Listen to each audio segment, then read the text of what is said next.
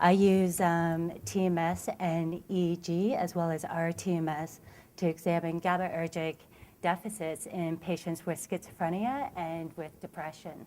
So I hope some of the techniques that I present today and our findings will have some relevance to studying pain and the diagnosis of pain and perhaps its treatment.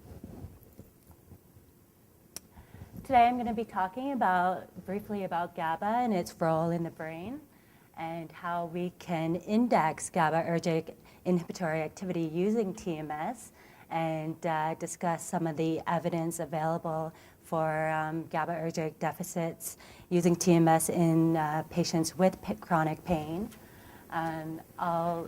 I'll discuss how this relates to the treatment of pain using rTMS, and finally talk about how we can combine the methods of TMS and EEG to look at cortical inhibition in both the motor and non-motor regions of the brain. Just briefly, inhibitory neurotransmission is a process in the brain that suppresses cortical activity. It's mediated predominantly by the neurotransmitter GABA, which is synthesized by glutamate and present in all layers of the brain.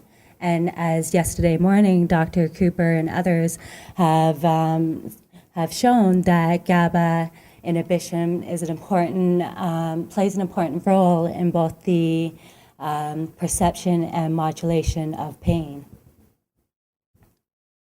Most of what we know about the human brain comes from animal studies or in vitro studies, and we haven't been able to really look at these neurophysiological mechanisms in vivo in the human brain. Up until 1985, Barker introduced the technology of transcranial magnetic stimulation, or TMS, and it's based on the law of Faraday's law of electromagnetic induction, in which a time-variant magnetic current is flowing in the coil, and the delivery of a TMS pulse induces an electric field in the brain that is perpendicular to the orientation of the coil. And with TMS, we're able to target interneurons that are oriented horizontally and also indirectly target pyramidal neurons transsynaptically. So TMS allows us to finally take some neurophysiological measures in the brain in vivo. Before I talk about cortical inhibition, I'm going to discuss cortical excitability. Before we run any TMS study, we determine what's called the motor threshold. And when we determine this, it allows us to adjust the intensity that we use for other TMS paradigms, which allows our findings to be comparable to other studies. And to find the motor threshold, we deliver single pulses to the motor cortex in the region that corresponds to a peripheral target muscle in which we collect surface EMG activity. And how we determine the motor threshold is we find the spot or the area that elicits the greatest MEP and at the specific intensity, and then we proceed to keep turning down that intensity to find the lowest intensity needed to elicit an MEP of at least 1 microvolt in a resting muscle and 2 microvolts in a tonically activated muscle. The motor threshold strength is a way for us to index cortical excitability. Specifically, it's thought to reflect the functionality of the voltage-gated sodium channels and also an inhibitory tone that's important in excitability. Indeed, there have been reports of reduced motor threshold in patients that have CRPS, and these reductions have been found in the affective hemisphere and compared to the unaffected hemisphere and healthy subjects. However, these This reduction in motor threshold has been suggested to be linked to those patients who experience allodynia. There are we can measure cortical inhibition by two ways, either single pulse or paired pulse paradigms. The first I'm going to describe is called cortical silent period. And in this paradigm, we ask subjects to tonically activate the target muscle, in this case, the abductor pollicis brevis.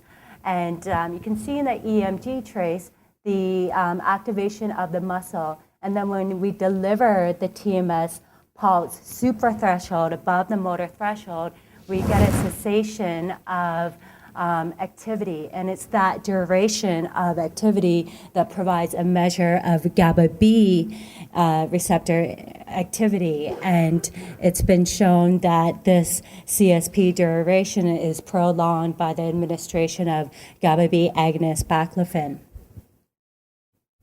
In fact, there have been reports of reduced CSP in diabetic patients that experience neuropathic pain.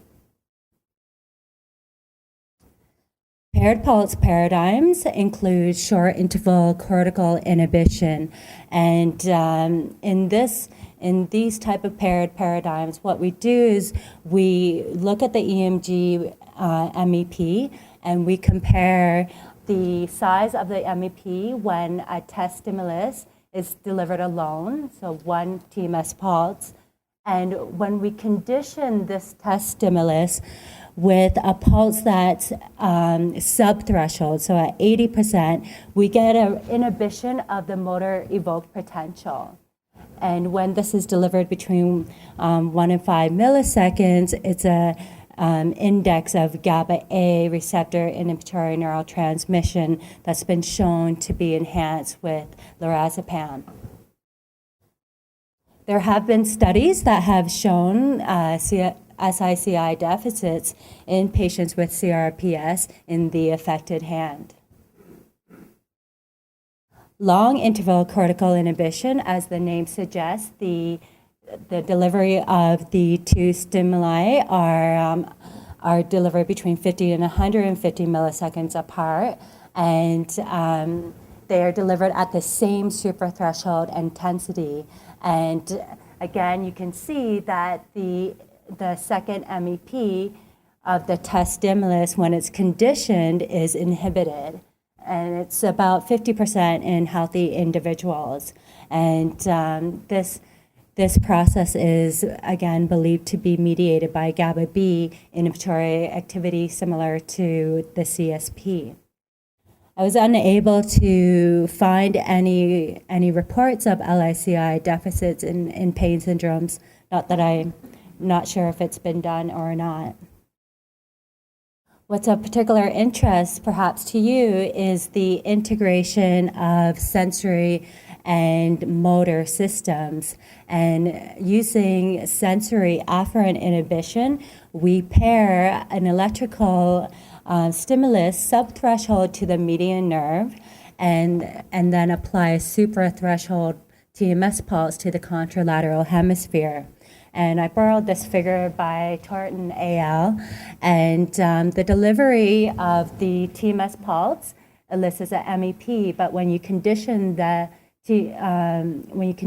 with median nerve electric stimulation, that MEP is inhibited. And we administer this protocol at two different intervals, short afferent inhibition and long afferent inhibition, which are thought to be differentially mediated by GABAergic receptors. The short afferent inhibition has been shown in part to be mediated by GABA-A, whereas the long afferent inhibition by GABA-B.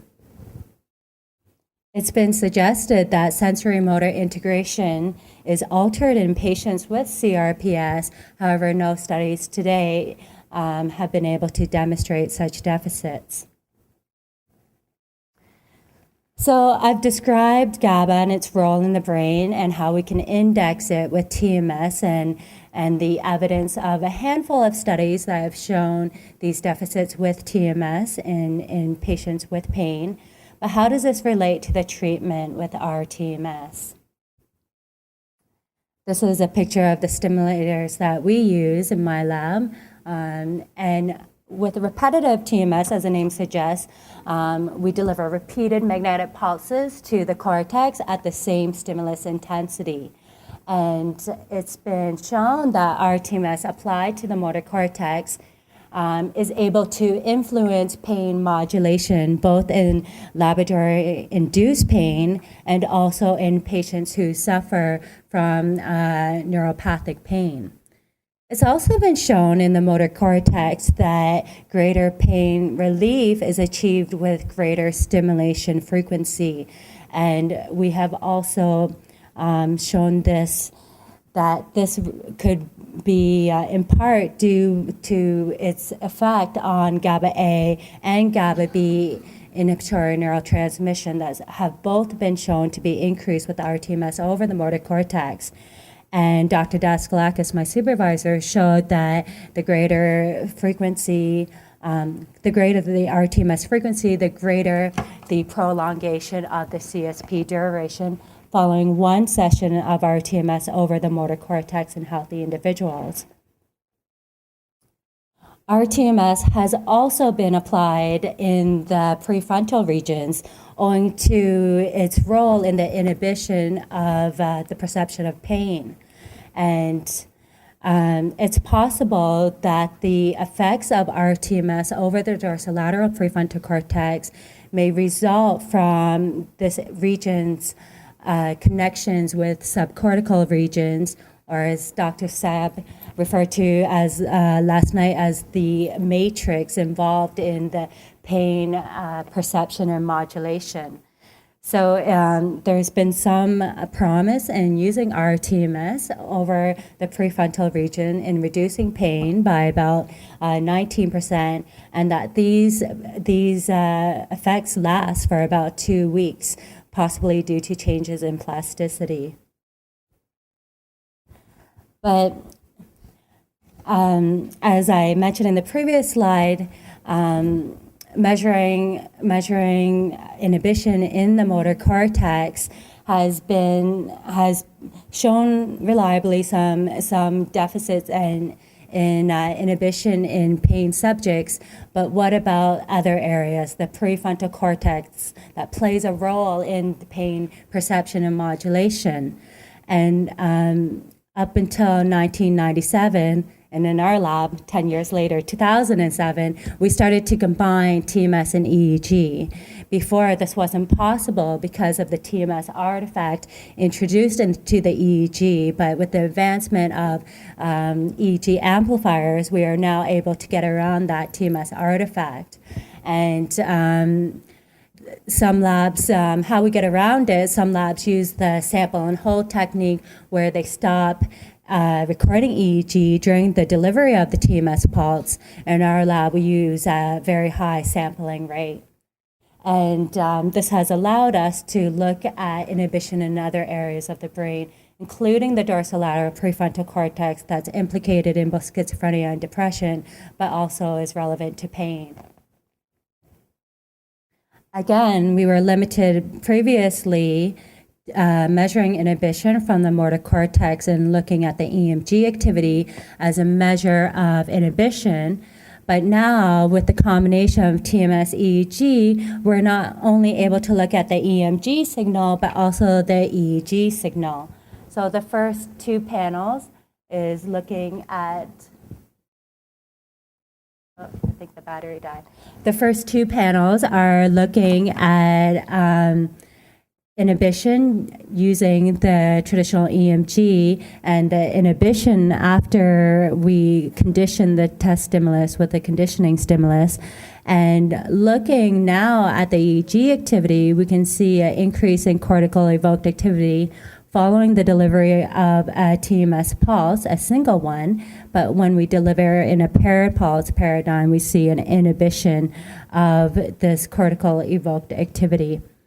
And looking at the EEG traces, we can see, we can measure the percentage of inhibition by looking at the area under the rectified curve of a single pulse is shown in the solid line compared to the dashed line that's the delivery of 2 pulses.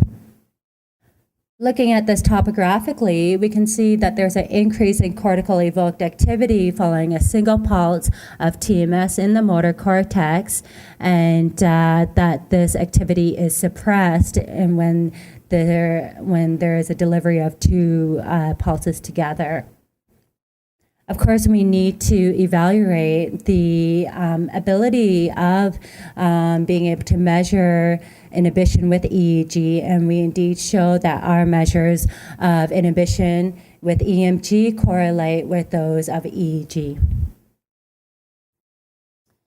Now that we've shown that we can reliably record inhibition with the TMS and EEG in the motor cortex, the next step is to move to a non-motor region, the dorsolateral prefrontal cortex. And this, again, we see the increase in cortical evoked activity following a single pulse, but when it's conditioned, there is an inhibition of this signal in the left dorsolateral prefrontal cortex, and we can look at the waveform and see the reduction in the waveform following the TMS pulse maximum over 100 milliseconds following the TMS pulse.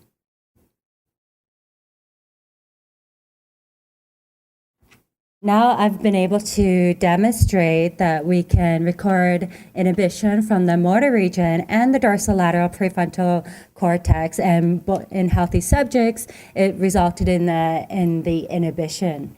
And now we wanted to further examine this inhibition and decompose the EEG signal. And this was introduced by Dr. Saab last night, that we can look at the different frequency components and specifically by convention, delta, theta, alpha, beta, and gamma. And decomposing the signal in the motor cortex, we can see that the lower frequencies are inhibited while the higher frequencies, beta and gamma, are hardly inhibited, if not at all. And when we compare that to the dorsolateral prefrontal cortex, we can see a selective inhibition of these higher frequencies compared to the motor cortex. And viewing this topographically, looking at gamma inhibition alone, the hotspots representing greater gamma inhibition, we can see that there's greater inhibition in the dorsolateral prefrontal cortex compared to the first figure, which is the motor cortex. So what has this shown us? We know that inhibition can be recorded from the motor and the dorsolateral prefrontal cortex, and decomposing the signal has allowed us to disentangle how these different frequency components can contribute to the overall inhibition.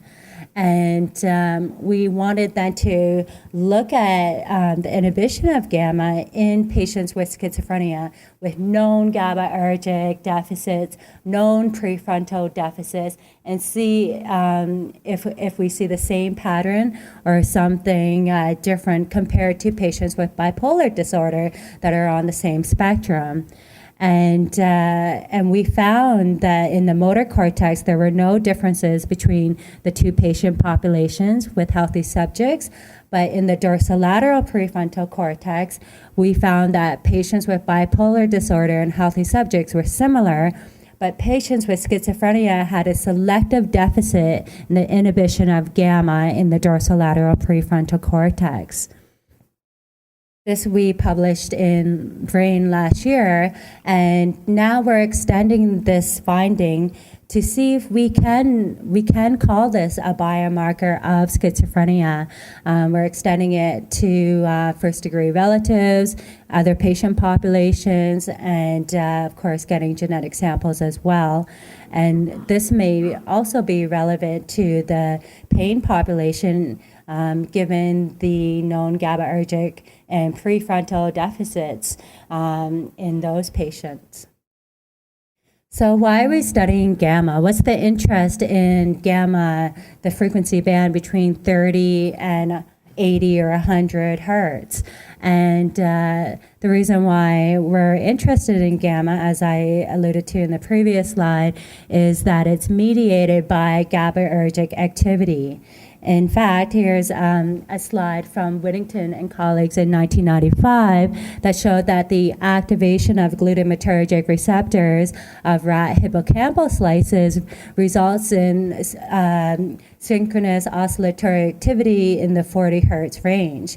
And when we administer a GABA B antagonist, these oscillations are potentiated and then they're completely abolished with the administration of GABA A antagonists. So it appears that GABA A is involved in the generation of gamma oscillations, whereas GABA B is involved in the inhibition of these oscillations. Gamma is also plays a role in cognition, as Dr. Davis spoke of yesterday, that we attend to painful stimuli, and attention has been shown to be modulated by gamma, and also this working memory task in healthy subjects.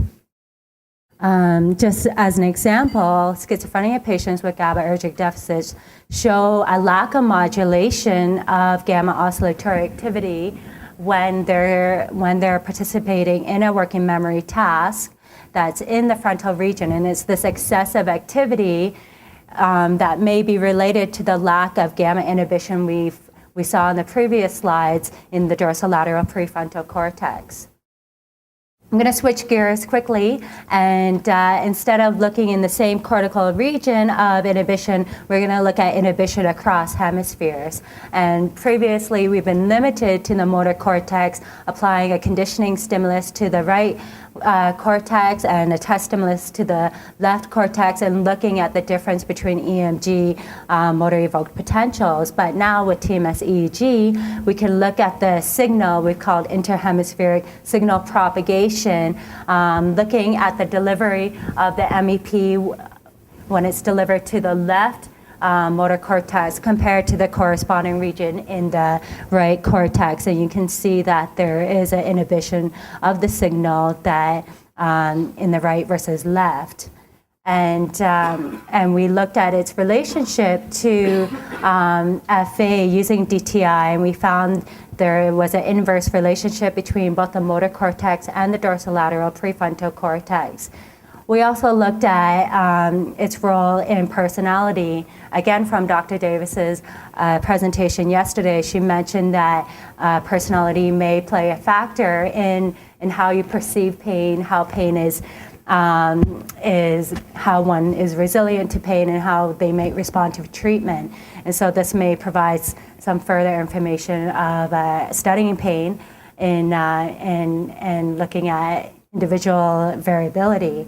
And so looking at ISP may be beneficial in patients with pain, as looking at the affected side is often painful, so you could look at the unaffected hemisphere.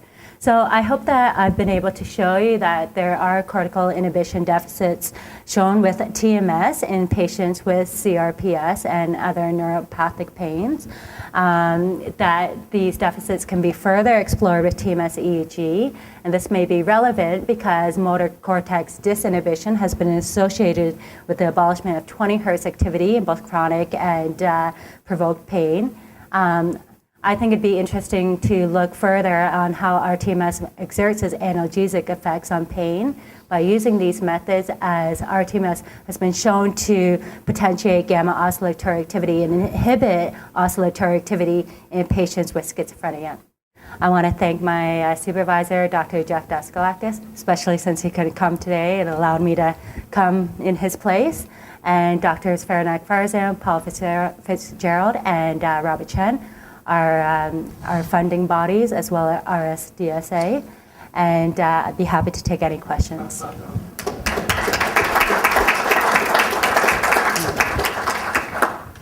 Yes. So it was dogma around our lab for a while because in chronic low back pain patients and in CRPS, we showed a decrease in volume and density of something at dorsolateral prefrontal cortex in our chronic patients. Right.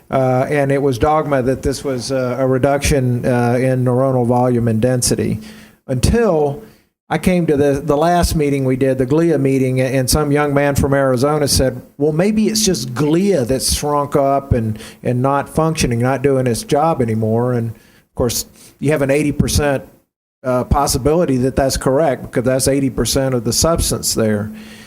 So I ask you the question, in the context of chronic patients who have something, decreased volume and decreased density in the dorsolateral prefrontal cortex specifically, and the transcranial stimulation of that area, do you have any comments at all about this? And of course my question is, can we show that this is somehow activating glia and plumping them up and, restoring that volume? Okay, so the question is typically you see a reduction in something, and that's also been shown in schizophrenia patients as well. And right now, we're more focused on how TMS can differentially look at GABA A and GABA B's involvement. But to answer your question about cortical thickness, we're now looking at how cortical thickness and actually the distance between the cortex and the scalp, how that can play a role in inhibition.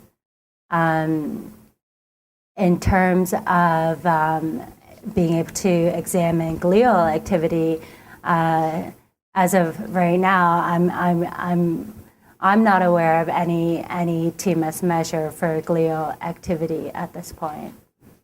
Perhaps looking at using TMS in the context of different drugs, we would be able to indirectly study their involvement. Well, I don't think we have a technology for measuring, an improvement in or a change in glial activity on the basis of this type stimulation, but I think it's an intriguing question. Mm-hmm. Maybe we don't have that technology. Somebody in this room might correct me. I think Roberto wants to correct me here. No, I won't. I have another question. Thank you for your interesting presentation, by the way, for something which seems very interesting, an interesting technique. Now, there was a study in 2010 using TMS for CRPS, a Brazilian study, where they did a randomized control trial with a sham TMS. Now, the differences between the group weren't that spectacular in the sense that the placebo response was high and that the response in the TMS stimulated group was more or less moderate. There was a pain reduction, but it was moderate. Now, I believe it was David Borsuk who, in a review about TMS, said that we should be looking more into the interaction between what TMS does, the stimulation, and the subsequent rehabilitation therapy, which the practice, the exercises that the patients do in order to make sure that the thing you're changing with the TMS sticks. And I want to ask you if you have some opinion about that. And the other thing is there something in the selection of patients? For which patients would this kind of stimulation be more likely to work? Are there any kinds of indication in brain function or something which could lead us to do a better patient selection?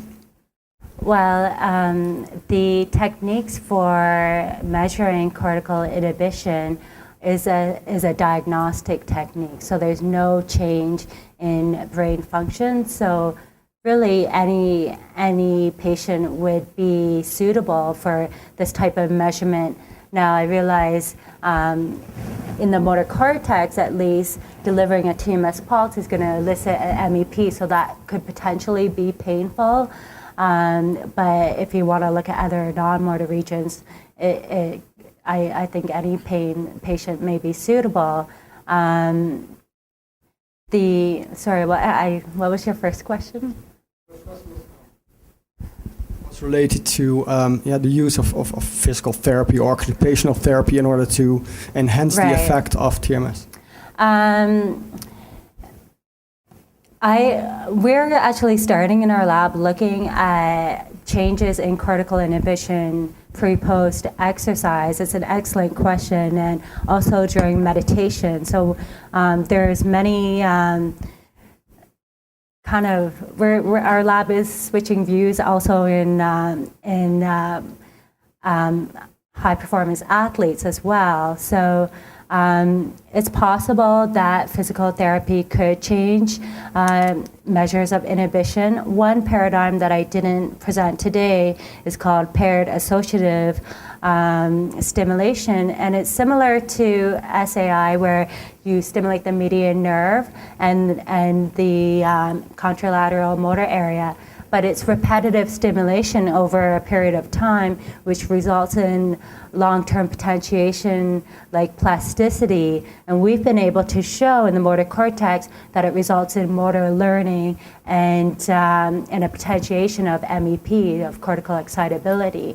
Now this is mediated by NMDA, but now we're moving to the dorsolateral prefrontal cortex.